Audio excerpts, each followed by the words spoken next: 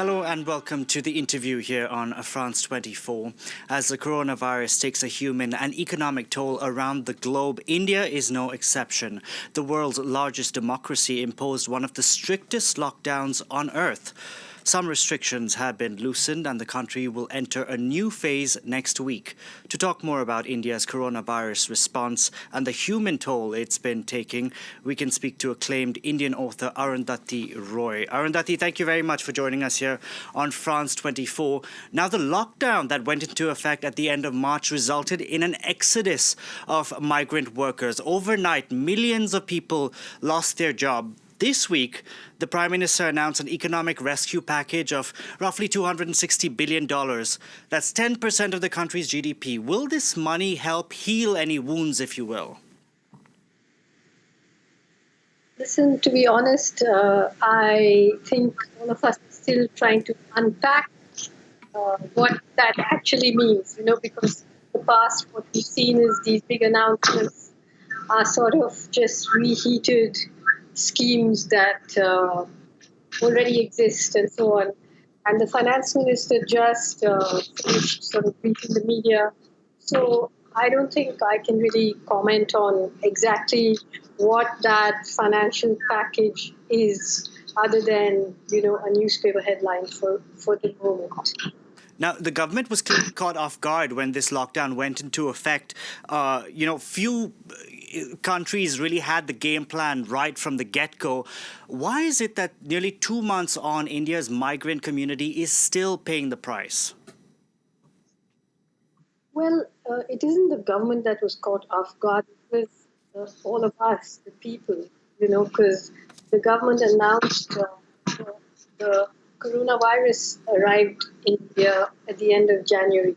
So there was, plenty of time to begin thinking about it. But right in the middle of March, still the health ministry was saying it's not an emergency.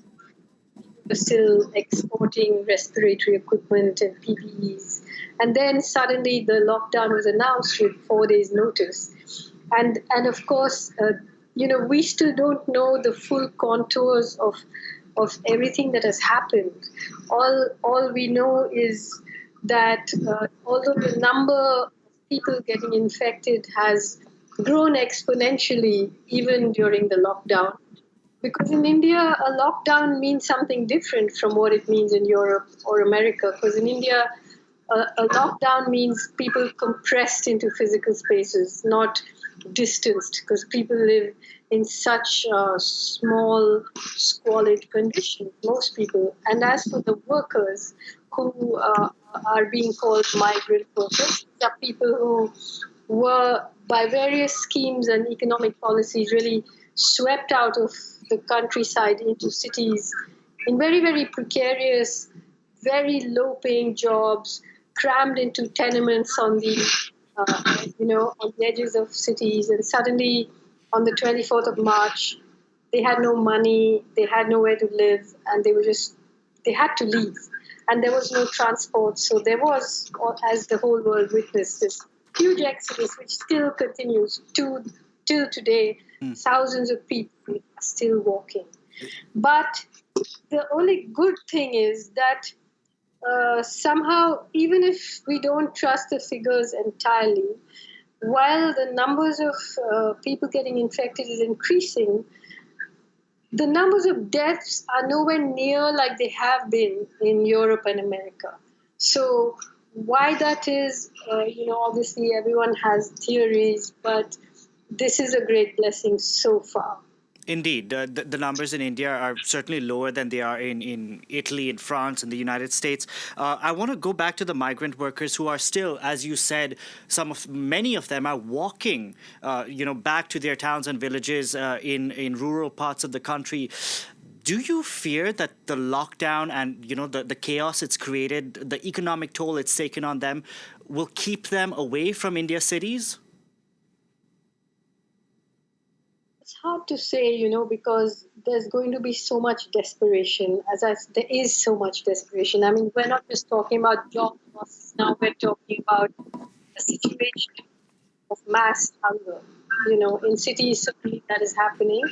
In villages, a lot of the people that are walking the reason they are walking to their villages is because they hope that, whatever little bit of land or some community support they'll get. In fact, there's millions of tons of food in government warehouses which is distributed. But whether those people will, after going through this absolute trauma, come back, one doesn't know. Right now, there are also people who are still being held in sort of quarantine centers, which are like detention centers. Some of them are being prevented from going home. There is talk of, more or less forcing them to work in industries that are slowly opening up now. The big push is to basically undo every kind of labor protection, the 7-day working day or 7-hour working day for workers, minimum wages. All of this is looking as if it's going to unravel in order to create all slave-like working conditions, if indeed the few protective laws that labor still had are undone, which is happening in states like Maharashtra, Rajasthan, and of course in Uttar Pradesh. They've announced that there are hardly going to be any protective laws for labor for the next 3 years. I want to talk about the spread of the coronavirus itself in India, because a religious gathering held in New Delhi, not far from where you live, I believe, before the lockdown went into effect, was blamed for being a super spreader. There were other, religious super spreader events held around the world before lockdowns went into place. Why is it that only in India that one religious group was vilified? So what the coronavirus does, just like when it enters the human body, it amplifies co-morbidities. It does the same thing to human societies. It enters and it exposes your infirmities, your weaknesses, your prejudices. And so when corona arrived in India, as you might know, the country was there was a massive unrest. There was an uprising in sometimes numbering in the millions of people who were protesting an anti-Muslim citizenship law that had just been passed. And to put down those protests, the government had resorted to all kinds of things, including the most terrifying threats. All of it culminated in a massacre on working class Muslims in northeast Delhi, where Hindu vigilantes, clearly backed by the police, attacked these neighborhoods. Bodies were still being pulled out of drains when, literally when Trump came. Of course, the massacre started when President Trump came to India. There was a huge Namaste Trump event in Gujarat, which is now one of the main hotspots of the virus, whether the Namaste Trump event in which 100,000 people gathered was one of the super spreaders, we'll never know, because that's not the kind of news we hear over here. So the anti-Muslim sentiment quickly sort of progressed into using corona to stigmatize the Muslim community as spreaders of disease and spreaders of the virus. And you had the sort of hashtag Corona Jihad and human bombs and this kind of, basically dehumanizing, barbaric language. Arundhati, the head of the World Health Organization did say that the pandemic would bring out the best and the worst in humanity. I want to quote you a bit of an article which you penned in the Financial Times last month, where you said, historically, pandemics have forced humans to break with the past and imagine their world anew. This one is no different. It is a portal, a gateway between one world and the next. I want to ask you about looking ahead, because this pandemic hasn't yet passed, yet the finger pointing has already begun. The U.S. has cut funding to the World Health Organization. There are suspicions that the virus was created in a lab over in Wuhan, China. Does getting to the bottom of things even matter at this point in time? Well, when I said it's a portal and we'll have to decide and reimagine a world we can be sure that different people will be imagining different worlds, and nothing that someone like myself thinks about or imagines is going to fall into our laps like, a fruit salad. Because what is being imagined on one hand are millions of people locked in their homes, watching the earth somehow show us that she can heal when the human race is incarcerated.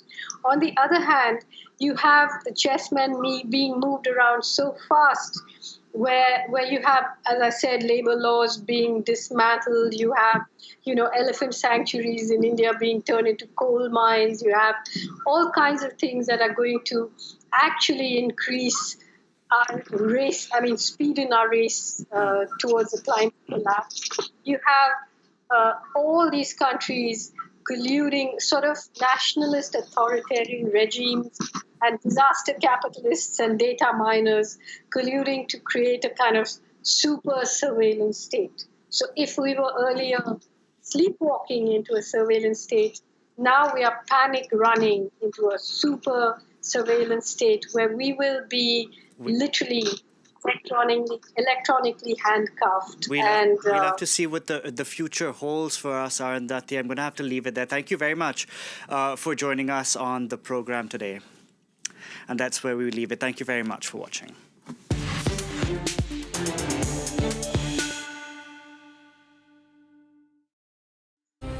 Some of the world's most influential people talk to France 24. Government cannot do much promotion of human value. Politicians. E acho que sem política não há democracia. Scientists, athletes and artists. Nous, les femmes, si on se serre les coudes, on peut vraiment avoir une action très très positive sur le monde. The American Film Festival in Deauville. Get all the insight. The government is still spying. And the voices that matter on France 24. Liberté, égalité, actualité.